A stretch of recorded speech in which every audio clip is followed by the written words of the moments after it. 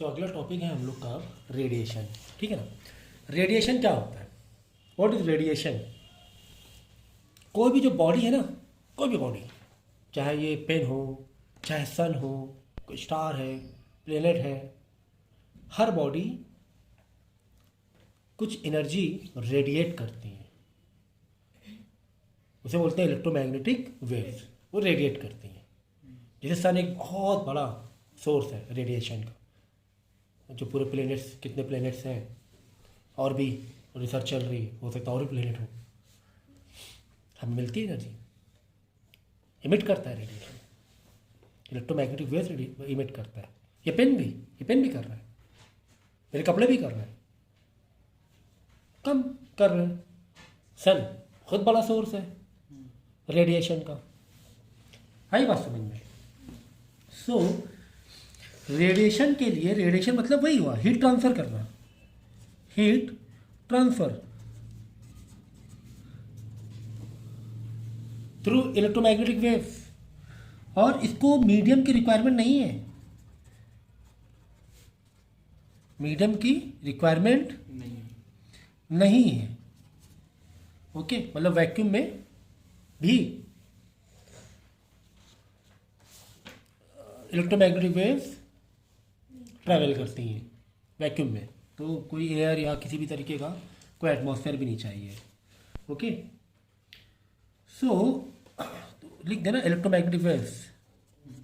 Electromagnetic waves मतलब जो radiation है, ये एक टाइप के इलेक्ट्रोमैग्नेटिक वेव्स है। मतलब इसमें इलेक्ट्रिक फील्ड भी और मैग्नेटिक फील्ड भी निकलती है। ठीक है, 12th में थोड़ा और डीप में चैप्टर है ये। दोनों एक दूसरे के परपेंडिकुलर होते हैं, दोनों एक दूसरे के परपेंडिकुलर होता है। अगर इधर इलेक्ट्रोमैग्नेटिक, इधर मैग्नेटिक, इस तरीके से इलेक्ट्रोमैग्नेटिक वेव, फिर इधर मैग्नेटिक, इस तरह वेव चलती रहती है। तो रेडिएशन मतलब इलेक्ट्रोमैग्नेटिक वेव्स इमिट करना। ठीक है ना। जैसे एक लाइट, जैसे एक फॉर्म क्या है, लाइट है ना। लाइट क्या है? ये जो लाइट है क्या है? इलेक्ट्रोमैग्नेटिक वेव्स है। अब कुछ इलेक्ट्रोमैग्नेटिक वेव्स विजिबल होती हैं, कुछ विजिबल रेंज होती हैं जैसे लाइट, और कुछ not visible range, not visible होते हैं जैसे कि इंफ्रारेड है, रेडियो वेव्स है, वो जो विजिबल नहीं है। विजिबल मतलब लाइट, जो लाइट देखिए विजिबल रेंज में होता है। अगर आप स्पेक्ट्रम पढ़ा है ना, हम लोग ने 9th में स्पेक्ट्रम पढ़ा है लाइट का। यहाँ पर्टिकुलर एक रेंज जो होती है वो विजिबल होती है, वो लाइट होती है। और इधर इंफ्रारेड, फिर उधर गामा, एक्सरे,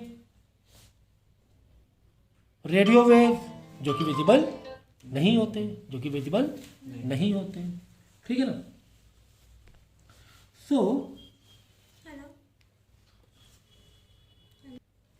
ठीक है, जैसे सन से इलेक्ट्रोमैग्नेटिक वेव्स निकल रही हैं।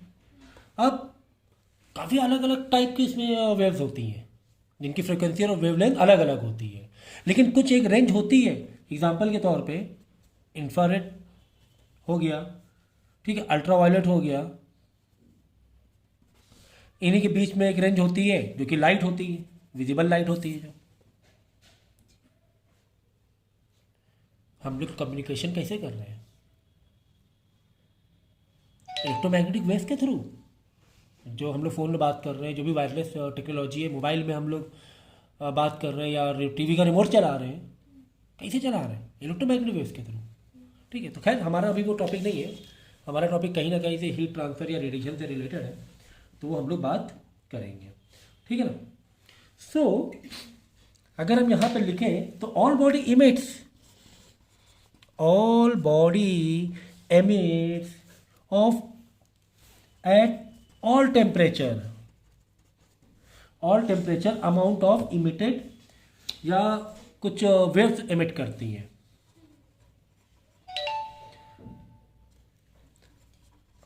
Emit as well as absorb. अगर भाई कोई इमिट कर रहा है, और अगर समझो सन इमिट कर रहा है, तो हम लोग यहां पर एब्जॉर्ब कर रहे हैं। ठीक है ना, एब्जॉर्ब। ठीक है ना। और ये किस पर डिपेंड करता है? ये डेफिनेटली टेम्परेचर पर डिपेंड करता होगा, और कम से कम मटेरियल पर तो डिपेंड करता ही होगा। हाँ, वेवलेंथ पे भी डिपेंड करता है, वेवलेंथ पे भी डिपेंड करता है कि कितना एमिट और कितना एब्जॉर्ब कर रहे हैं हम लोग। जितना ज़्यादा टेम्परेचर होगा, अभी सारी चीज़ें पढ़ेंगे, उतना ज़्यादा एमिशन होगा। भाई सन इतना एमिट क्यों करता है? टेम्परेचर बहुत है, बहुत ज़्यादा टेम्परेचर है, ठीक है ना। तो ये चीज़ है। तो एमिशन एब्जॉर्प्शन चलता रहता है एक इक्विलिब्रियम में आने के बाद, फिर जितना एमिशन करेगी उतना ही ऑब्जॉर्व करते रहेंगे। जैसे दो बॉडी है, ठीक है ना, ये हॉट है, ये कोल्ड बॉडी है। तो हॉट बॉडी क्या करेगी? इमिट करेगी, ऑब्जॉर्व करेगी। लेकिन एक पॉइंट में दोनों अगर सेम टेम्परेचर पे आ गए, सेम रूम टेम्परेचर में आ गए, तो ये क्या करेगी? जितना ऑब्जॉर्व करेगा उतना इमिट करेगी, ये भी जितना ऑब्जॉर्व करेगा उतना ही इमिट करेगा। ये आगे हम लोग पूरा पढ़ेंगे कॉन्सेप्ट, यही पढ़ना है कॉन्सेप्ट, ठीक है। सो ऑल बॉडी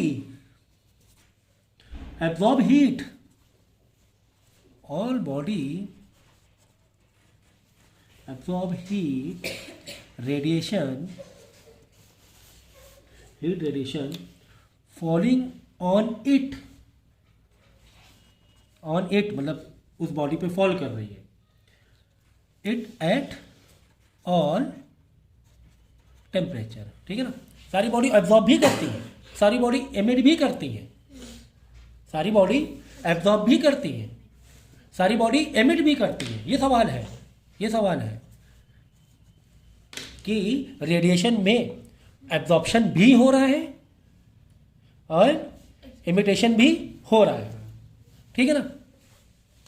एमिट भी करती है, लेकिन डिपेंड करता है टेम्परेचर के ऊपर। अगर दो बॉडी एक हॉट एक कोल्ड है, तो हॉट वाली क्या करेगी? एमिट करेगी, कोल्ड वाली एब्जॉर्ब करेगी, ठीक है। अभी सब सारी चीज़ें आएंगी, हम लोग आज पूरा टॉपिक कवर करेंगे, ठीक है ना। सो हम यहां से कहेंगे, अगर सराउंडिंग टेम्परेचर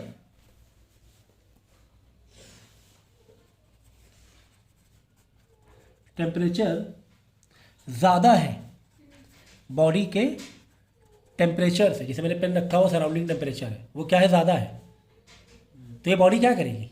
एब्जॉर्ब करेगी। सराउंडिंग टेम्परेचर पेन रखा हुआ है और इसके जो सराउंडिंग टेम्परेचर इस पेन के टेम्परेचर से ज़्यादा है, तो ये बॉडी क्या करेगी? एब्जॉर्ब करेगी, ठीक है ना। तो यहां पे हम कहेंगे, तो एब्जॉर्प्शन यहां पर उस बॉडी का ज्यादा होगा कंपैरिजन एमिशन से। बॉडी एब्जॉर्ब ज्यादा करेगी, ये बॉडी के बाद हो रही है, बॉडी के बाद हो रही है एंड सराउंडिंग के बाद हो रही है। ये बॉडी के लिए है, ये बॉडी के लिए है। तो बॉडी क्या करेगी? एब्जॉर्ब ज्यादा करेगी। क्यों? क्योंकि उसका सराउंडिंग टेम्परेचर ज़्यादा हीट था, तो ये ऑब्जॉर्ब कर रहा है एक पॉइंट तक के। जब इक्विलिब्रियम टेम्परेचर हो जाएगा तो ये एमिट भी ऑब्जॉर्ब दोनों बराबर करेंगे। फिलहाल एब्जॉर्प्शन ज़्यादा कर रहा है, फिलहाल एमिट कर रहा है, ऐसा नहीं एमिट नहीं कर रहा है, एमिट कर रहा है, लेकिन फिलहाल सराउंडिंग टेम्परेचर ज़्यादा होने की वजह से एब्जॉर्ब ये ज़्यादा कर रहा है। इक्वल बॉडी है, सराउंडिंग टेम्परेचर ज़्यादा, फिलहाल एब्जॉर्ब ज़्यादा कर रहा है as per this situation where surrounding temperature is more than this body temperature, इस पेन का टेम्परेचर से। Got it, okay. तो एज रिजल्टेंट क्या होगा सर? अरे बॉडी का टेम्परेचर बढ़ेगा, एज रिजल्टेंट बॉडी का टेम्परेचर बढ़ेगा, एब्जॉर्ब कर रहा है ना, बॉडी टेम्परेचर बढ़ेगा, इक्विलिब्रियम हो जाएगा। तब तब तब तब after equilibrium, after temperature equilibrium, temperature equilibrium का मतलब इक्विवेलेंट टेम्परेचर हो गया बॉडी का भी और सराउंडिंग का भी। जब इक्विवेलेंट हो जाएगा तब तब तब एब्जॉर्प्शन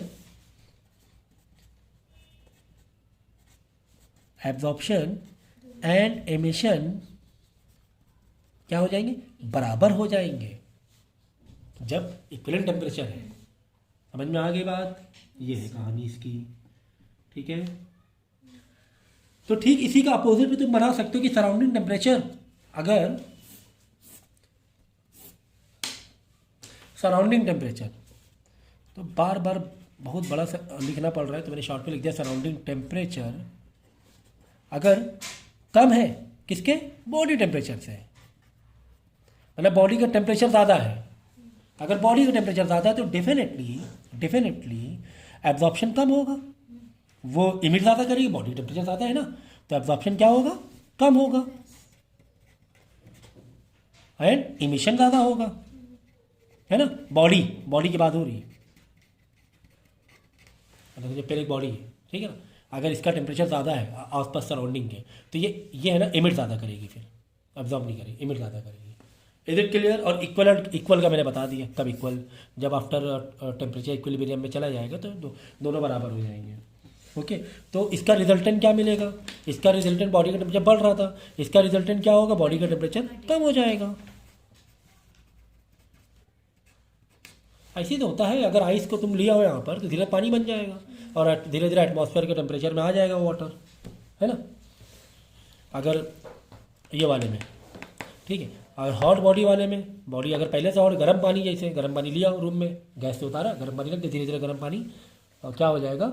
सराउंडिंग टेम्परेचर से इक्वलेंट चल जाएगा, हो जाएगा। जो सराउंडिंग टेम्परेचर है एटमॉस्फेयर वो उसमें हो जाएगा, यानी वहाँ पर उसने एमिशन ज़्यादा किया होगा, है कि नहीं? तो ये कहानी थी इसकी। ओके, तो पहले इतने नोट कॉपी कर लेना, इसके बाद फिर से इसी पर ही, मतलब कॉन्सेप्ट यही चल रहा है हमारा। अब इसी के अलग अलग टर्म या अलग अलग सब टॉपिक हम लोग पढ़ रहे हैं, ठीक है ना। तो अब हम लोग पढ़ेंगे इमिशन पावर। इमिशन पावर क्या होता है, या एमिसिव पावर।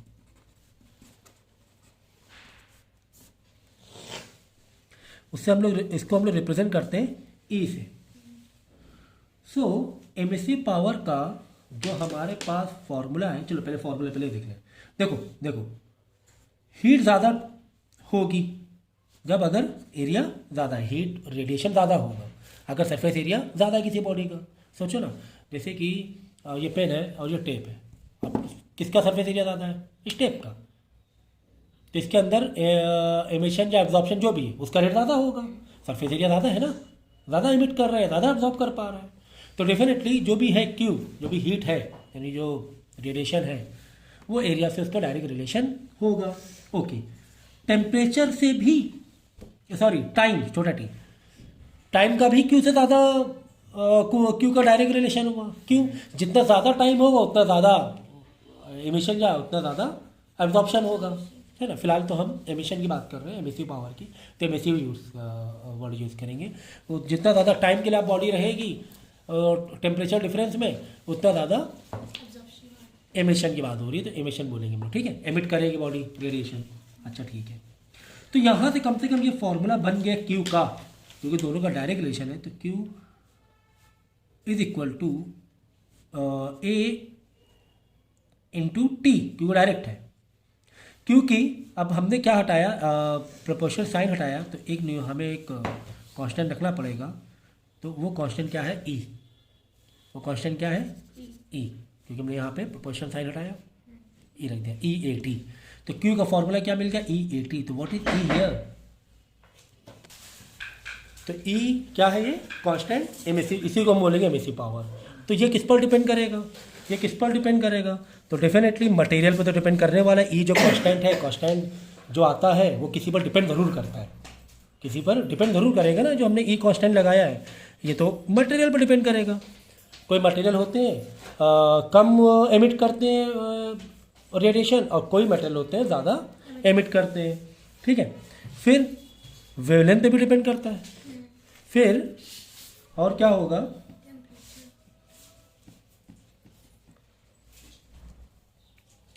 एक रिलेशन है, ई का डायरेक्ट रिलेशन है टी की पावर 4, यानी कि टेम्परेचर पे तो बहुत ज़्यादा डिपेंड करने वाला है। टेम्परेचर पे तो बहुत ज़्यादा डिपेंड करने वाला है कि थोड़ा भी टेम्परेचर 5 बढ़ा दिया तो 5 × 5 × 5 × 5 कितना हो गया, कितना ज़्यादा पावर बढ़ गई ये की। यानी जो बॉडी, अगर ये बॉडी है इसके कुछ एमिट कर रही होगी, अगर ये बॉडी 20 डिग्री पे है, ठीक है, एमिट कर रही है कुछ क्यू एमिट कर रही है, कुछ हीट ट्रांसफ़र कर रही है। ओके, अगर यही बॉडी का मैं 23 कर दूं, 3 एक्स्ट्रा बढ़ा दिया मैंने, समझो,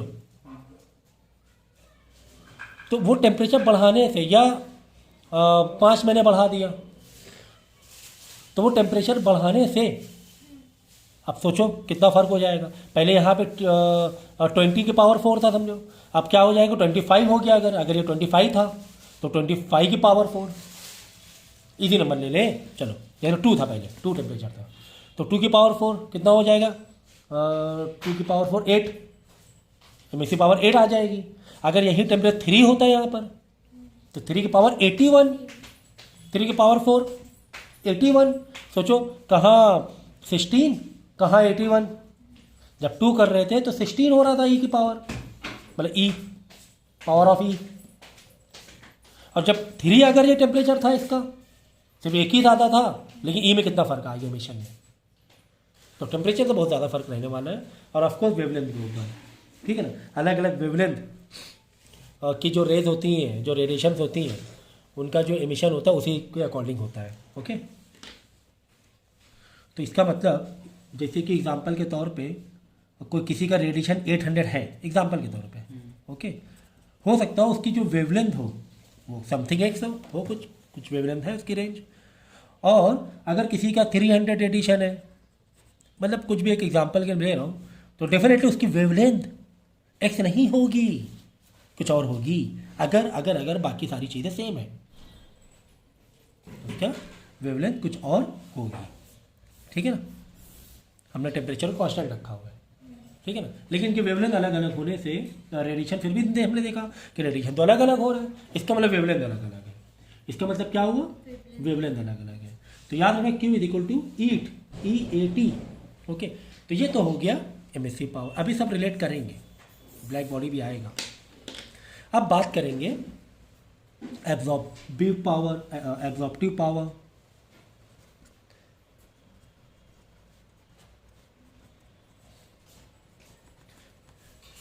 है ना, अगर इमिट का अपना एक पावर है कि किस रेट में हीट को भेज रहा है, छोड़ रहा है, तो यानी एब्जॉर्ब का भी अपना पावर होगा। तो एब्जॉर्ब क्या बताता है, एब्जॉर्प्टिव पावर क्या बताता है कि percentage of heat out of total heat incident on it on the body, ये होता है इसका एब्जॉर्प्टिव पावर। मतलब इसको हम लोग डिनोट करते हैं ए से, स्मॉल ए से, यानी कि स्मॉल ए कितना होगा, एब्जॉर्प्टिव पावर कितना होगा, हम बोलेंगे कि टोटल हीट इस बॉडी पर पड़ी, इस पेन है, पहले बहुत सारी हीट पड़ी, इसने इस पेन ने एब्जॉर्ब कितना किया, यानी कि heat incident on body out of, यानी टोटल नीचे लिखते हैं ना, हीट इंसिडेंट ऑन बॉडी, इस टोटल हीट में से एब्जॉर्ब कितना किया, हीट एब्जॉर्ब्ड, वही होता है absorptive power, heat absorbed bye body. Is it clear? अरे एग्जाम्पल के तौर पे 100 हीट पड़ी इसके ऊपर, 100 हीट रेस पड़ी इसके ऊपर, लेकिन इसने कितना एब्जॉर्ब किया, इसने 60 ही एब्जॉर्ब किया। तो हम बोलेंगे 0.6 इसका क्या है, एब्जॉर्प्टिव पावर है, या परसेंटेज में बदलने के लिए इंटू 100 कर दो, 60% इसका एब्जॉर्प्टिव पावर है, ठीक है ना। तो यहाँ से फॉर्मूले को हम दूसरे फॉर्म में भी लिख सकते हैं कि हीट एब्जॉर्ब्ड बाय बॉडी ने कितनी हीट एब्जॉर्ब किया, मतलब heat absorb by body is equal to A multiply heat incident on body. Okay, तो इस फॉर्म में भी लिख सकते हैं, इस फॉर्म में भी लिख सकते हैं। ओके, ये थी बात।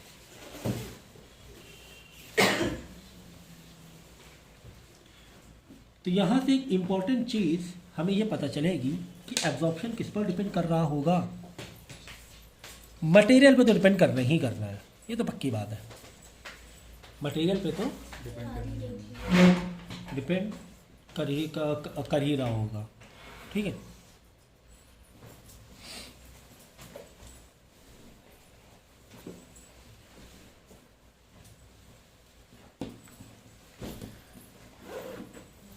वन दे दो, ए बी कंफ्यूज ना हो जाओ। सेकेंड, वेवलेंथ पे भी डिपेंड कर रहा है, जब इमिशन डिपेंड कर रहा है तो एब्जॉर्प्शन भी तो वेवलेंथ पे डिपेंड करेगा ही करेगा।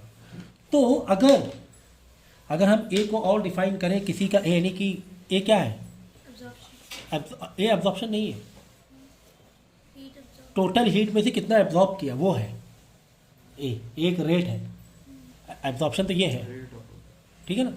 परसेंटेज वैल्यू है, यानी कि ये जो ए है किसी भी बॉडी का या तो 0 के बराबर या 0 से बड़ा हो सकता है, या 1 के बराबर या 1 से छोटा हो सकता है। हाँ, एग्जाम्पल के तौर पे 100 इमिट हुई, 100 इंसिडेंट हुई, इस पेन में 100 आके 100 इलेक्ट्रोमैग्नेटिक वेव आके इसने इंसिडेंट हुई इस बॉडी में। अगर इसे पूरा का पूरा 100 ही एब्जॉर्ब कर लिया, पूरा का पूरा 100 डिवाइड बाई 100 1 हो जाएगा, और वही है ब्लैक बॉडी, वही कॉन्सेप्ट है। तो क्या ऐसा भी हो सकता है कि इंसिडेंट हुई सारी हीट, कुछ भी नहीं लिया, इसने पूरा दे दिया वापस, मतलब इंसिडेंट हुई और एब्जॉर्ब किया ही नहीं इसने। इंसिडेंट 100 हुआ, एब्जॉर्ब कुछ नहीं, 0, मतलब ओवरऑल आंसर 0। तो हाँ, 0 और 1 तो जो कॉन्सेप्ट है वो कहीं ना कहीं आइडियल है, प्रैक्टिकल उतना नहीं। कोई बॉडी है, अगर ब्लैक बॉडी भी है ना, ब्लैक बॉडी भी क्या है, आइडियल है कि पूरा का पूरा उसने एब्जॉर्ब कर लिया, मतलब 1 फुल टू फुल एब्जॉर्ब, मतलब 1। अगर यहाँ A = 1 है, A = 1 है, मतलब फुल एब्जॉर्ब हुआ है, बॉडी ने पूरा एब्जॉर्ब कर लिया, फुल एब्जॉर्ब्ड, पूरा का पूरा टोटल एब्जॉर्ब्ड। अगर A = 0 है, मतलब नथिंग एब्जॉर्ब्ड, कुछ भी एब्जॉर्ब नहीं किया उसने, कुछ भी एब्जॉर्ब नहीं किया, सब वापस भेज दिया। 1 और 0 का मतलब टोटल इमिशन कर दिया, सब कुछ इमिट कर दिया, इसने वो रखा ही नहीं अपने पास, सब रिफ्लेक्ट कर दिया। तो ये दोनों भी आइडियल सिचुएशन है। अगर जहाँ पे फुल जो बॉडी को एब्जॉर्ब कर रही है, जितने भी इस पर रेडिएशन आके इंसिडेंट हुए, अब पूरा एब्जॉर्ब कर लिया, उसी को बोलते हैं हम लोग ब्लैक बॉडी, उसी क्या बोलते हैं, ब्लैक बॉडी। ठीक है ना। तो यहाँ पर क्या बोलेंगे, अगर A = 1 है, हम बोलेंगे आइडियल एब्जॉर्बर। क्या बोल सकते हैं इसे, आइडियल एब्जॉर्बर। इसको बोल दो आइडियल एब्जॉर्बर, और इसको बोल दो आइडियल या परफेक्ट, आइडियल परफेक्ट रिफ्लेक्टर है। ये आइडियली सिचुएशन, मतलब प्रैक्टिकल तो पॉसिबल नहीं हो पाता है। परफेक्ट रिफ्लेक्टर, पूरा का पूरा रिफ्लेक्ट कर दिया,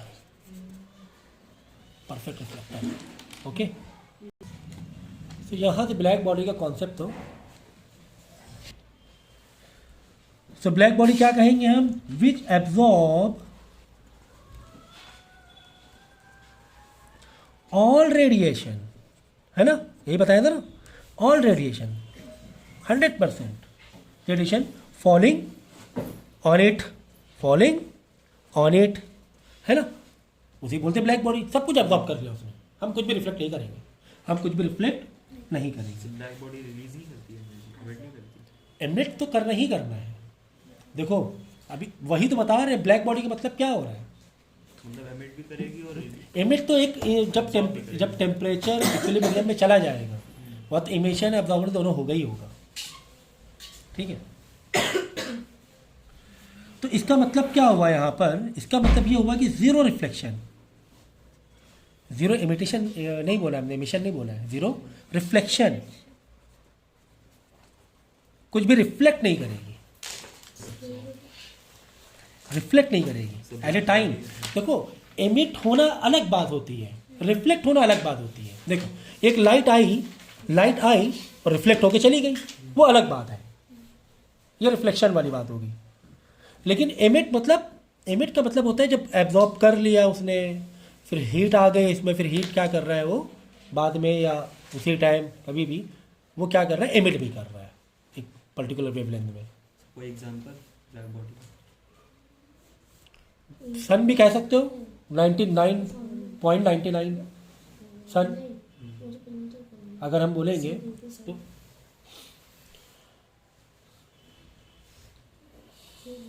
और बहुत सारे हैं मटेरियल, लेकिन सन का तो टोटल हमें एनर्जी हीट दे देगा, M2 पूरा हो जाएगा। हाँ, और ब्लैक बॉडी के लिए क्या कह सकते हैं कि ट्रांसमिशन भी 0 होता है, इसका जो ट्रांसमिटेंस है 0 होगा, क्योंकि जब एब्जॉर्ब कर लिया, ठीक है ना, जैसे कि मटेरियल इसको एब्जॉर्ब कर लिया, रिफ्लेक्ट तो कर ही नहीं रहा है, जब रिफ्लेक्ट नहीं कर रहा तो ट्रांसमिट भी नहीं होगा। ठीक है ना, अंदर अंदर ट्रांसमिशन भी नहीं होगा। अब इसकी वजह से, क्योंकि हम कह रहे हैं कि जीरो रिफ्लेक्शन, इसकी वजह से हम क्या कहेंगे, विच एमिट्स मैक्सिमम रेडिएशन। ओहो, देखो एमिट अलग बात आ गई, रिफ्लेक्शन अलग बात होगी। यहां पे कह रहे जीरो रिफ्लेक्शन, यहां पे कह रहे maximum emission radiation at a given temperature as compare other bodies. हम ब्लैक बॉडी की बात कर रहे हैं ना, as compare to other body. ये सर समझ में नहीं आया, ये समझ में नहीं आया। देखो देखो, हमने जब एब्जॉर्प्टिव पावर की बात की थी कि वो कितना एब्जॉर्ब कर सकता है, तो यहाँ पे तो कह रहे हैं हम लोग बहुत ज़्यादा एब्जॉर्ब कर पा रहे हैं। यहाँ तो ब्लैक बॉडी के लिए क्या कह रहे हैं, हम बहुत एब्जॉर्ब कर पा रहे हैं। एग्जाम्पल के तौर पे कोई 60% एब्जॉर्ब कर पा रहा है, 100 में 60 एब्जॉर्ब किया, तो एमिट भी तो उसी हिसाब से करेगा। पर इसने कम लिया तो कम ही वापस करेगा, कॉमन सेंस है। जैसे पेन है, पेन 60% एब्जॉर्ब कर रहा है, 100 इंसिडेंट हुई रेडिएशन, 60% एब्जॉर्ब किया, तो उसका टेम्परेचर इक्विलिब्रियम होगा, 60 में से ही थोड़ा बहुत देगा वापस, एमिट करेगा। Getting my point? जब 100 तो लिया ही नहीं, 60 लिया इसने पहले ही, अब 60 में से हो सकता है 30 वापस एमिट किया, या जो भी बाद में उतना है वो एमिट कर रहा है उस हिसाब से। ये तो पूरा का पूरा 100 लिए ले रहा है, ये तो पूरा का पूरा 100 एब्जॉर्ब करे ले रहा है, ये 100 में से एमिट करेगा मैक्सिमम एमिशन, मैक्सिमम। ये समझो इस चीज़ को, बच्चे यहाँ पे थोड़ा कंफ्यूज हो जाते हैं कि सर रिफ्लेक्शन और एमिशन, तो रिफ्लेक्शन चीज़ अलग है। रिफ्लेक्शन मतलब उसी टाइम पर किसी लाइट को रिफ्लेक्ट कर जाना, एमिशन अलग है। देखो रिफ्लेक्शन मतलब पड़ी, हमने वापस भेज दिया, मतलब घर में हमारे कोई आया, दरवाजे से वापस कर दिया, ये तो हो गया रिफ्लेक्शन। हमारे घर में कोई आया, हमने दरवाजे से वापस कर दिया, ये हो गया रिफ्लेक्शन। और हमारे घर में कोई आया, हमने अंदर बुलाया, बैठाया, उसके बाद वापस भेज रहे हैं, वो एमिशन है, वो एमिशन है। तो ये जितने भी लोग आ रहे हैं, ये सभी अंदर बुलाए ले रहे हैं, अपने दरवाजे सबको बुलाए, जीरो रिफ्लेक्शन, सबको अपने घर में बुलाए ले रहे हैं। अब घर में आया है तो वापस भी जाएगा ना, हाँ भाई, फिर ज़्यादा लोग आएंगे तो वापस जाने की भी जो टेंडेंसी होगी वो ज़्यादा ही होगी। Getting it? जीरो रिफ्लेक्शन की वजह ही तो मैक्सिमम एमिशन है। सब इसने ले लिया, पूरा पूरा 100 ले लिया, तो एमिट भी अच्छा करेगा बाद में आराम से, है ना, है कि नहीं? तो ये कॉन्सेप्ट समझो, ये कॉन्सेप्ट समझो, ये समझो, ठीक है ना। एमिशन चीज़ अलग है, रिफ्लेक्शन चीज़ अलग है। रिफ्लेक्शन में दरवाजे से भगा देना, और एमिशन मतलब अंदर आए, बैठाया, उसके बाद हम वापस छोड़ रहे हैं, ये हो गया एमिशन। ओके, तो यहाँ पर हम क्या कह रहे हैं कि एब्जॉर्प्शन ए किसी पर्टिकुलर लेंथ की हम कहेंगे 1, क्यों 1 कहेंगे? एब्जॉर्प्शन 1 है, 100 आउट ऑफ 100 इंसिडेंट हुआ, ए इक्वल टू क्या था, इक्वल टू क्या था, हमने एब्जॉर्ब किया आउट ऑफ इंसिडेंट, यही था ना, आउट ऑफ इंसिडेंट। इंसिडेंट 100 हुआ था और 100 को 100 पूरा एब्जॉर्ब कर लिया, खा गया पूरा। Okay, got it? सो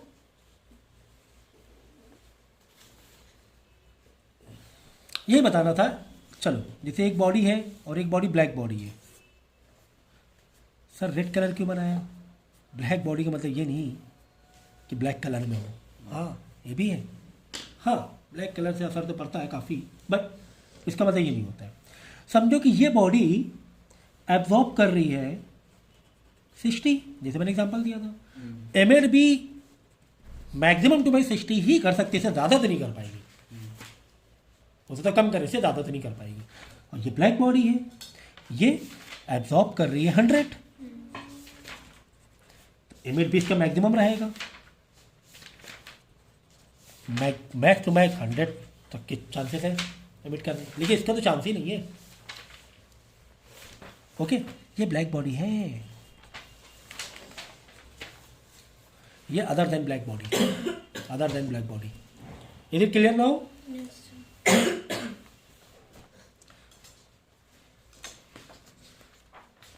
तो अच्छी ब्लैक बॉडी के एग्जांपल ले लेते क्या, जैसे सन और स्टार।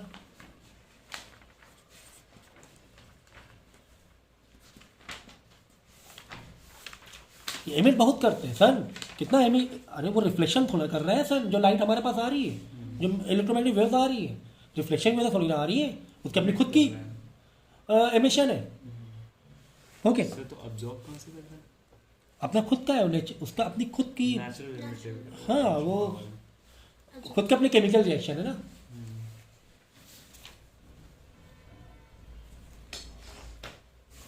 लैम्प ब्लैक ये 1% रिफ्लेक्शन है इसका, मतलब काफ़ी हद तक के एब्जॉर्प्शन इसका हो जाता है, 99% अप्रॉक्स है, सब अप्रॉक्स लिख रहे हैं। और क्या हो सकता है? ग्रेफाइट अच्छा एक एब्जॉर्ब ब्लैक बॉडी है, नियरेस्ट ब्लैक बॉडी, नियरेस्ट कह सकते हैं हम लोग, 3% रिफ्लेक्शन इसका रहता है। फिर प्लेटिनियम ब्लैक हो गया,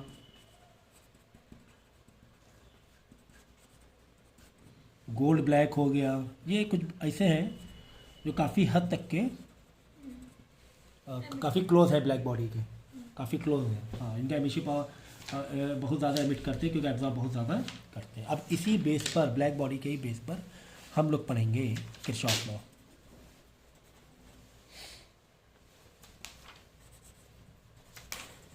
ओके, तो किरचॉफ लॉ क्या कह रहा है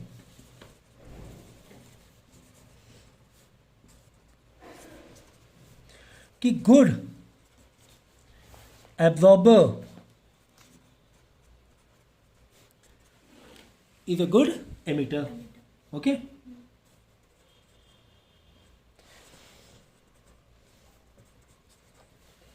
कि जो जितना अच्छा एब्जॉर्ब करेगा उतना अच्छा वो एमिट भी करेगा। इसका मतलब एक रिलेशन हमें मिला क्या, ई मतलब क्या, एमिसिव पावर, डायरेक्ट है रिलेशन। ए मतलब एब्जॉर्प्टिव पावर कह लो या रेट कह लो, रेट ए, जितना ज़्यादा ए होगा, जितना अच्छा एब्जॉर्प्शन होगा उतना अच्छा ई भी होगा, उतना अच्छा एमिशन भी करेगा। ओके, अगर ये ज़्यादा तो ये भी ज़्यादा, या ये कम तो ये भी कम। ओके, ये समझ में आया हमें। फॉर एनी बॉडी, कोई भी बॉडी के लिए, कोई भी बॉडी अगर अच्छी एब्जॉर्बर है तो अच्छा वो एमिट भी करेगी हीट को, रेडिएशन को अच्छी इमिट भी करेगी। ठीक है ना। तो यहाँ से हम एक रिलेशनशिप निकालेंगे, एग्जाम्पल के तौर पर हमारे पास 3 बॉडी है, एक रिलेशन निकालेंगे। 3 बॉडी है हमारे पास, जिसमें से ये वाली ब्लैक बॉडी है, ये अदर देन ब्लैक है, ये ब्लैक बॉडी है। हीट आई, ठीक है ना, किसी पर्टिकुलर टेम्परेचर में। ओके, टेम्परेचर तीनों के लिए सेम है, हीट आई यानी क्यू। यहाँ पर भी हीट इंसिडेंट हुई, रेडिएशन इंसिडेंट हुई, ठीक है ना, रेडिएशन इंसिडेंट हुई, ठीक है ना। ये समझ लो, ये A1 कह लो इसे, एब्जॉर्प्टिव पावर इसका A1, A2 एब्जॉर्प्टिव रेट। और यहाँ पे A इज इक्वल टू हम क्या कहेंगे, 1, यह हमें पता ही है क्योंकि ब्लैक बॉडी है, ब्लैक बॉडी टोटल पूरा का पूरा एब्जॉर्ब कर लेगा, ए इसका 1 हो जाएगा। A1 A2 का रिलेशन निकालेंगे, यहाँ पे इसका जो एब्जॉर्ब रेट है, एब्जॉर्प्टिव रेट है, ये समथिंग है, और एमिटिव पावर वो समथिंग है, दैट इज़ 1। यहाँ पर भी एब्जॉर्प्टिव रेट समथिंग A2 है and emission power something E2 है, ठीक है। और यहाँ पे एमिशन पावर EB मान लेंगे हम लोग। ओके, कुछ एमिट किया ब्लैक बॉडी ने, तो फार्मूला हम सब्स्टिट्यूट कर देंगे। फार्मूला कैसे सब्स्टिट्यूट करेंगे, देखो हमें पता था, हमें क्या पता था, यहाँ पे कर दे रहे हैं, हमें मालूम था कि heat absorb is equal to A multiply heat incident, है ना। हीट ए जाके मल्टीप्लाई हो गया, मतलब हीट इंसिडेंट आके ऊपर मल्टीप्लाई हो गया, हीट इंसिडेंट। और दूसरा फॉर्मूला एमिशन का क्या था, heat emitted is equal to eat, है ना, ये था ना, constant, E constant, emissive power, area and time, ये लिख लेना, डिनोट ऐसे करके आप अपने नोट्स में पूरा लिखो। यहाँ पे टी का मतलब स्मॉल टी है तो टाइम है, ये 2 फॉर्मूले थे। अब यहाँ पे हम कैसे रिलेट करेंगे कि इनका जो रेट होगा, ठीक है ना, इनका जो रेट होगा यानी कि यहाँ पर A1 A into heat incident, हम क्या कह रहे हैं, किसी बॉडी में जितना एब्जॉर्ब कर रहा है उतना एमिट करना है, यही तो कह रहे हैं। इससे पहले भी यही कहा था ना, कोई बॉडी जितना एब्जॉर्ब करेगी उसी हिसाब से उतना एमिट भी करेगी। ओके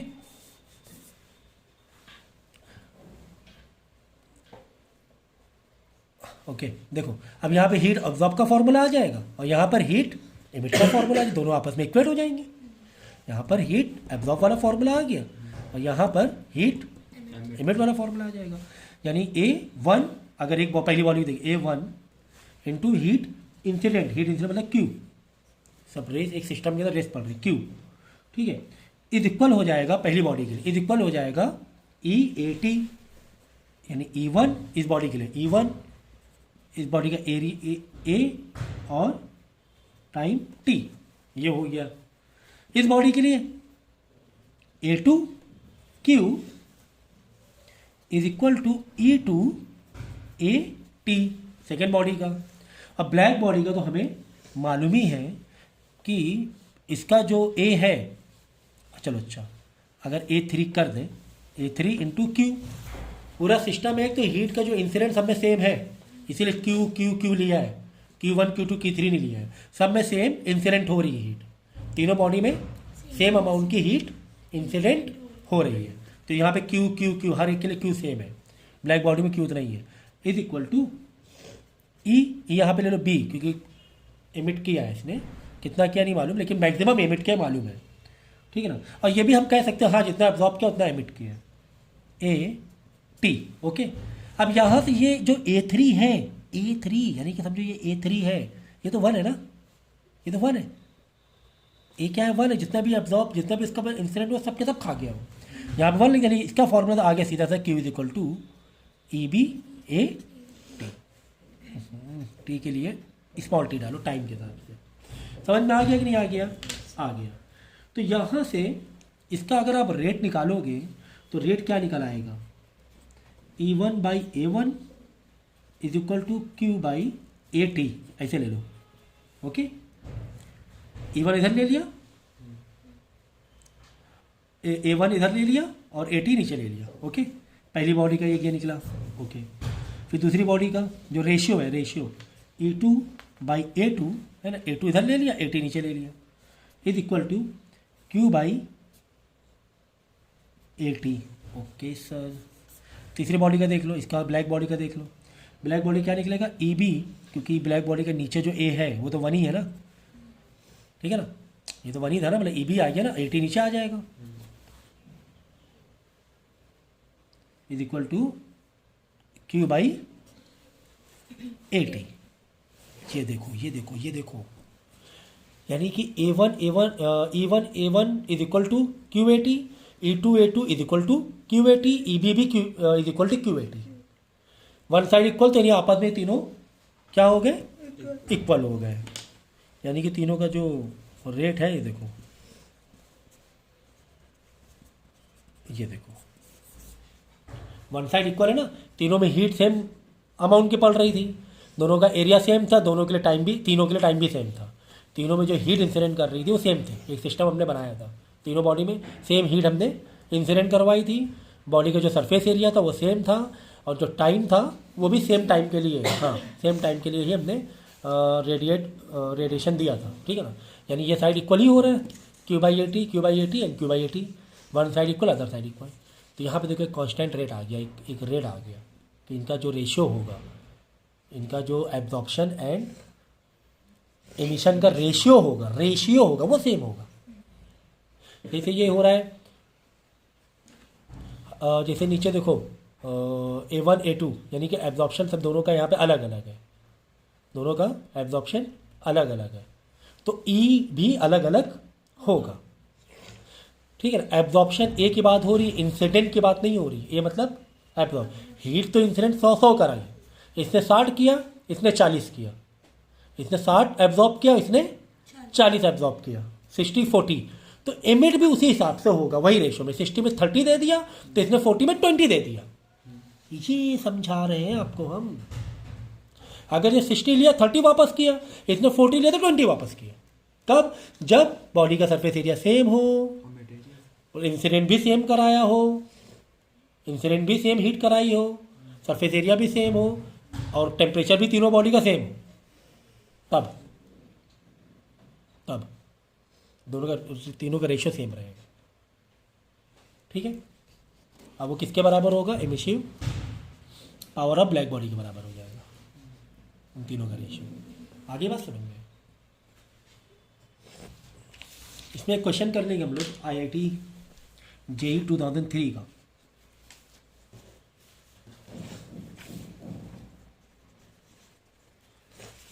एक आपको ग्राफ दिया हुआ था, ग्राफ आया था। अब देखो जितना पढ़ाया यहाँ से आप कैसे रिलेट करोगे। अब आप बोलो सर ग्राफ आ गया, देखो कॉम्पिटिटिव और इवेंट बोर्ड में भी आपको कोई भी क्वेश्चन आ सकता है कॉन्सेप्ट बेस पर। आप बोलो सर बुक में तो क्वेश्चन था ही नहीं, ऐसा नहीं, कॉन्सेप्ट बेस पे क्वेश्चन आते हैं। ठीक है ना। तो ग्राफ कुछ ऐसा था, एक आपको लाइन एक कर्व ऐसे दी हुई थी और एक कर्व ऐसे दी हुई थी। ओके, ये था तुम्हारा टाइम और ये है तुम्हारा टेम्परेचर। ये बॉडी x है और ये बॉडी y है। Okay okay okay. देखो अब देखो, जैसे हमने कोई पॉइंट लिया यहाँ पर।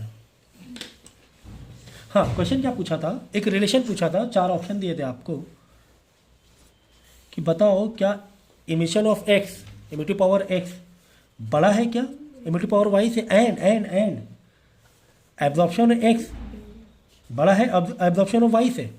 चलो, एक ये दिया था ऑप्शन। दूसरा ऑप्शन दिया था इमिटिव पावर ऑफ x बड़ा है emissive power of y, but absorption of x छोटा है एब्जॉर्प्शन ऑफ y से। तीसरा ऑप्शन दिया था आपको Ex Ey, Ex यहाँ पे छोटा है, Ey बड़ा है, और इसी का अपोजिट Ex छोटा है Ay से। और डी ऑप्शन आपको है Ex छोटा है Ey से बट Ax बड़ा है Ay से।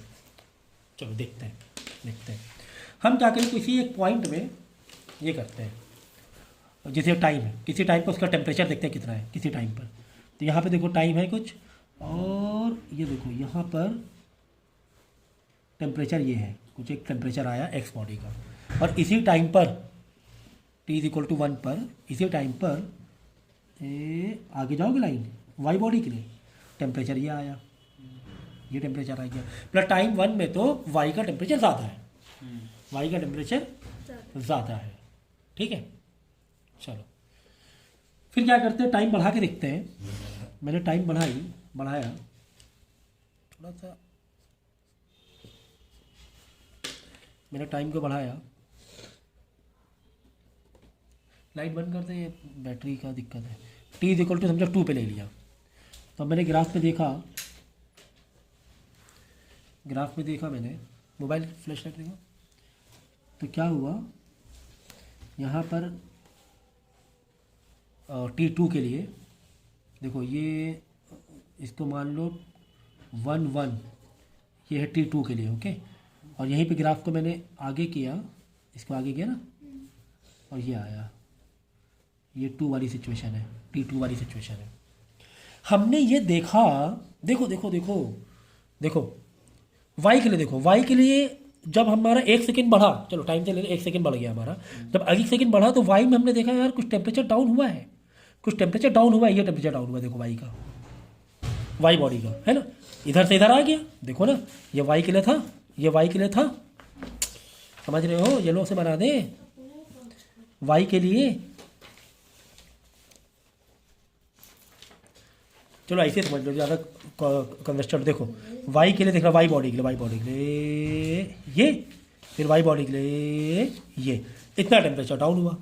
स्लैब दिख रहा है? हाँ दिख रहा है सर। ओके, एक्स बॉडी में देखते हैं। एक्स बॉडी में t1 के लिए ये, फिर t2 के लिए ये, इतना टेम्परेचर डाउन हुआ एक्स का इतना टेम्परेचर डाउन हुआ, एक्स में इतना टेम्परेचर डाउन, यानी टेम्परेचर एक्स का बहुत तेजी से फॉल हो रहा है कंपेयर टू वाई बॉडी, ये हमें पता चला। तो हमें क्या पता चला, temperature of body aches is falling rapidly as compared to y।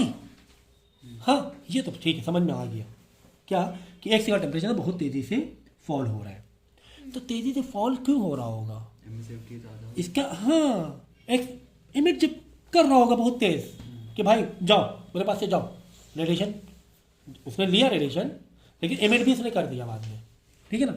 इसका मतलब ये समझ में आ गया कि ई एमिटिव पावर ऑफ एक्स ज़्यादा है एमिटिव पावर वाई, जिसका जितनी जल्दी टेम्परेचर फॉल हो रहा है मतलब उसका एमिटिव पावर ज़्यादा हुआ, जल्दी उसने एमिट कर दिया, हीट हटा दिया अपने पास से, यही बात हुई ना, ठीक है। अब जिसका एमिशन पावर ज़्यादा है तो डेफिनेटली एब्जॉर्प्शन ज़्यादा हो। सीधी सीधी बात है, यानी कि A X is equal to sorry greater than A Y, A Y, okay, यानी पहला वाला ऑप्शन सही था, ठीक है ना। तो हमें ये समझ में आया जिसका एमिशन यानी जिसका, बस ऐसे भी कह सकते हो जिसका एब्जॉर्प्शन ज़्यादा है उसका एमिटेशन भी ज़्यादा है, या जिसका एमिटेशन ज़्यादा उसका एब्जॉर्प्शन भी ज़्यादा होगा, ओके। यहाँ तक समझ में आया।